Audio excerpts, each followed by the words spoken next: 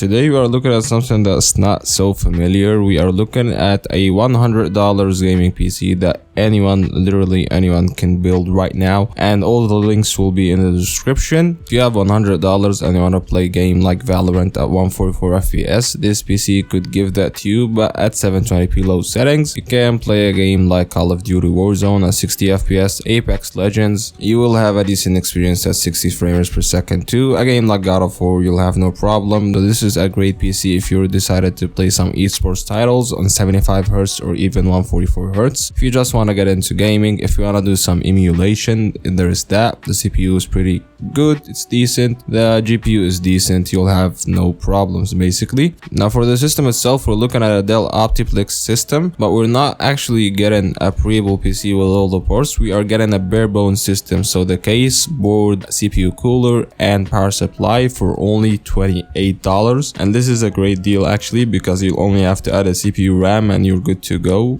which will lead us to the CPU. And we're looking at the Intel Xeon E3 1230. Now this is a quad-core 8-threaded CPU, so it's actually 4 cores and have hyper-threading enabled to 8 threads. So in case you decided to play any of the next-gen demanding games, or you want to play an FPS intensive games, and most of them are CPU intensive, this one will deliver, since the GPU of our choice, basically all the GPUs in this region or in this budget perform the same, so I decided to get a decent CPU. And the RAM, this is where we kind of cheaped out. I went with an 8GB of DDR4 RAM that goes for around $10, so this is the cheapest variant. I would love to add an extra stick of RAM, extra 4 gigs. 12 gigs seems to be a really golden sweet spot, so if one of your friends has a 4GB DDR4 RAM laying around or something, this is a great thing for you. And the hard drive, we are looking at a 500GB hard drive. Now this one goes for under $10. The one that I'm looking at is from Western Digital, so you're paying an extra hefty price because it's from WD, of course. Some people might say that having a used hard drive isn't the best thing, but you can go with a brand new 250GB or 320GB hard drive. You're the first one who used it for the same price if you want to. Now the last piece of the puzzle, we have 2 options, or 3 options actually. I'd leave that to you. Basically the first and foremost easiest thing that you can get your hands on from AMD is basically an AMD RX 460. You can even get that for as cheap as $40 to $45. It can go on sale. It's a pretty cheap GPU, doesn't require any PCIe 6-pin power connector,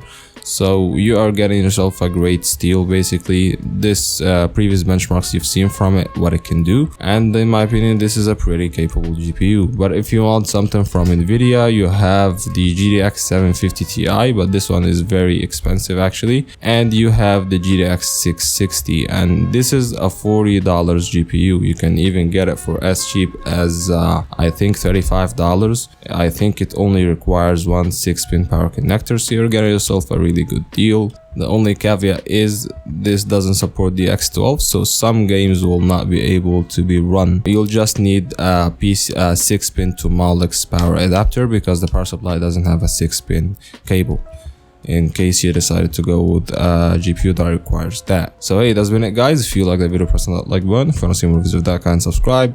See you in the next one, and peace.